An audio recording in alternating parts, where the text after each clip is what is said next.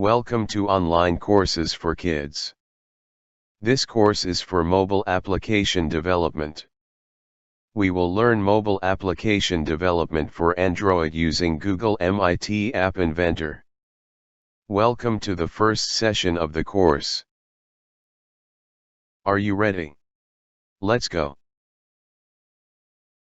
In order to start this course, you need to have the following: Google email account, laptop with internet connection, Android mobile device. Let's start our first application. Please open your browser. Open the following URL, http://ai2.appinventor.mit.edu. You will see a screen to enter your Google email address. Then press Next. Please enter your email password. Then press Next. Please accept terms of service. Now, you will see welcome screen of MIT App Inventor. Please press Continue. You press Don't Show Again, if you like. Now you have the option to see a tutorial, or start a blank project. Let's select Start a blank project option. Now let's enter project name. Our first project will be a dictionary, that takes a word and translates it to another language. We will call our project, My Dictionary. Please enter the word, My Dictionary in the project name and press OK. Now, you have arrived to the home screen of MIT App Inventor. Here you can start your programming, and you can create all creative mobile applications. Let's have a look at the world of mobile development in MIT App Inventor environment.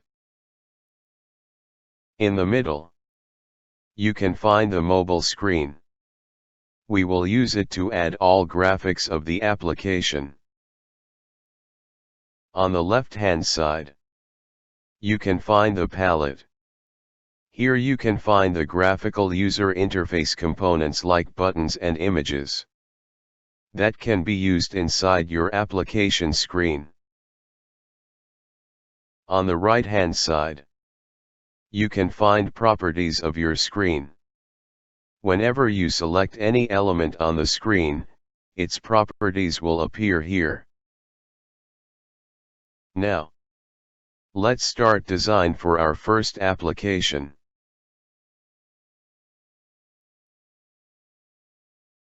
Let's add title to our application screen. Go to Properties part and find out title. Change its value to the word, My Dictionary.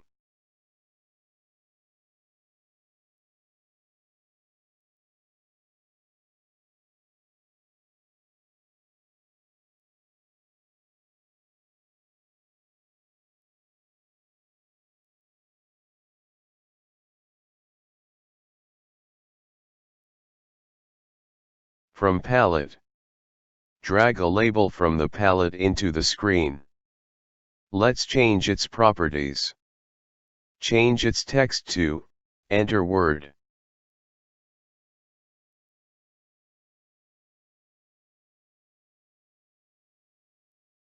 From palette, drag text box component to the screen. This text box will be used to input the word to be translated. Now, we need to add a button. This button will be used to trigger the translation. It's easy, and similar to what we did with other components. Let's drag the button from palette into the screen, and rename its text property to Translate. Now, we will add another label to display the translation result. Let's drag a new label from the palette into the screen. We will clear its text property.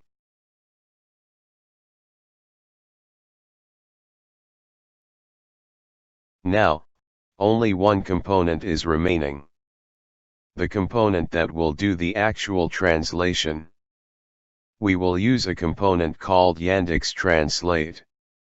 You can find this component in the palette under Media tab. Then we will drag it to the screen. This component is not visible on the screen.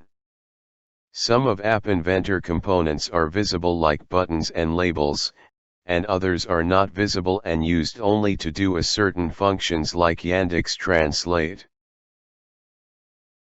We have learned how to connect and use MIT App Inventor. We have learned about application screen design, and how to add components to it. We have used buttons, labels, text boxes and Yandex Translate components. In next section, we will learn how to make the screen works. Now, let's start programming. In the right-hand side of the home page, you will find Blocks button. Click on the Blocks button to start our programming journey. Now, you can see the Blocks screen. On the left-hand side, you will find all blocks that can be used in our programs. We will describe how to use these blocks to build our dictionary application. Now, let's select button 1. Then we will drag the button 1 click event to the block's white area. This event will fire when we click our button in the application to make the translation.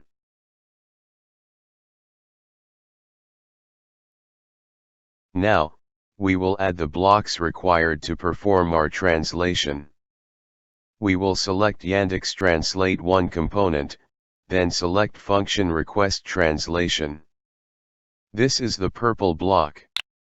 Drag this function and move it inside button click event. This function takes two parameters, one of them is language to translate to. From left-hand side block select text, then select first item which represents empty text, and move it to first parameter. Let's put value FR, which represents French language. Then we need to add second parameter, which is text to translate. Select text box 1, scroll down until you find text box 1.text, and move it to second parameter.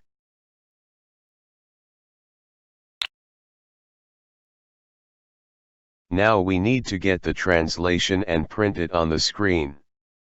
Let's select Yandex Translate 1 again, and select an event called Got Translation. Let's drag it to block's white area. We will set label to text with value returned from the translator. Select label 2, find set label 2.text and drag it under Got Translation event. Last step is to put translation value. Put the mouse over translation for a while, then select Get Translation, and drag it to set label to text value.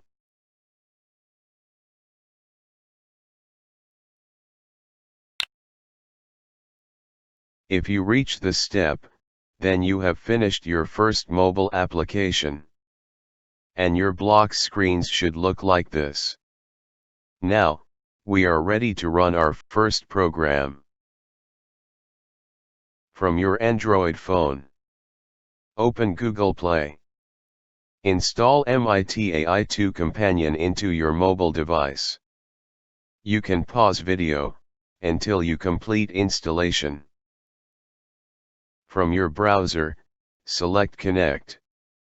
Then select AI Companion. A QR code will appear.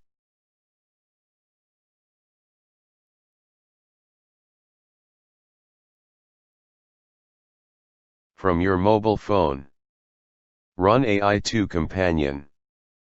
Select Scan QR code, and scan the QR code on your screen.